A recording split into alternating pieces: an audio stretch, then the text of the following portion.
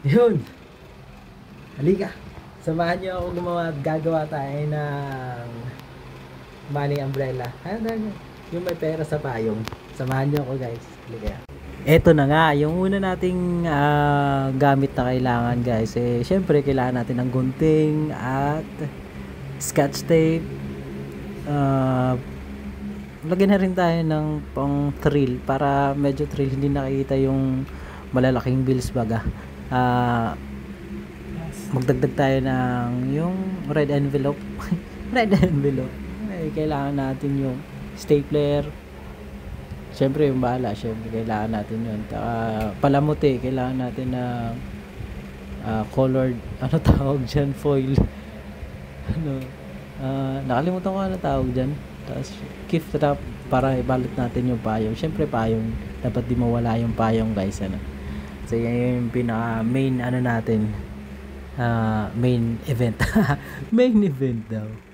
Umpisa na natin sa pagbabalot. Siyempre kailangan din natin ng plastic guys para hindi natin iwasan nating mapunit yung perang ilalagay natin dun sa payong pansabit.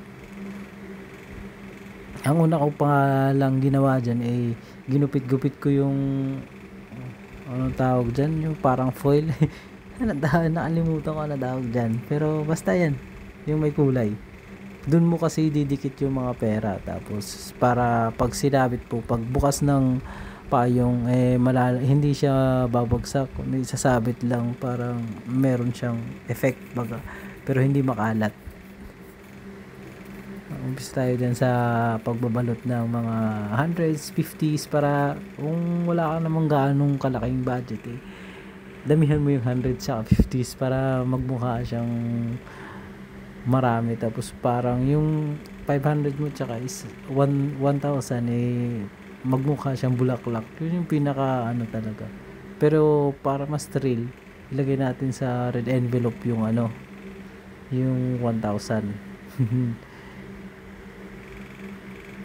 Effort lang kailangan, napakasimple lang nito gawin, yung depende lang, hindi naman sa paramihan ng pera ang kailangan ilagay. Ang mahalaga ay yung moment, yung pag-surprise nyo dun sa taong pagbibigyan nyo ng hindi ganun kalaking pera, pero importante mapasayan siya. Tapos isasabit na natin isa-isa dyan. Kailangan hindi siya magbuhol-buhol, iwasan natin magbuhol-buhol. Dun sa pinaka-top kung nilagay yung ano, yung red envelope, tapos isusunod natin yan yung 500 sa pangalawang ano, yung may branch branch ba yun daw,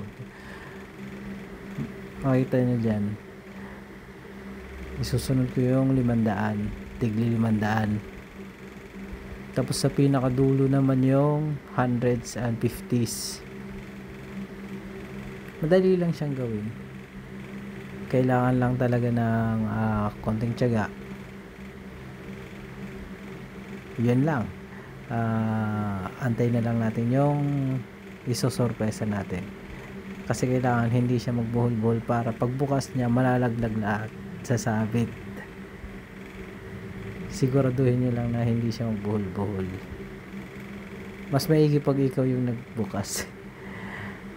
Kasi parang ano siya pagka sinara mo, nakaumbok na siya, medyo parang suspicious na yun, magtataka na yung isusurpresa mo. Pero ayos lang yun kung siya ang magbubukas o kayo na lang, depende na sa inyo kung sino yung magbubukas ng payong. Ang ginawa lang namin kasi dyan kami na yung nagbukas mismo ng payong. Ayun, diba, para pagtupi ayos lang. Sinubukan ko yun pero hindi na nakita nyo sa video.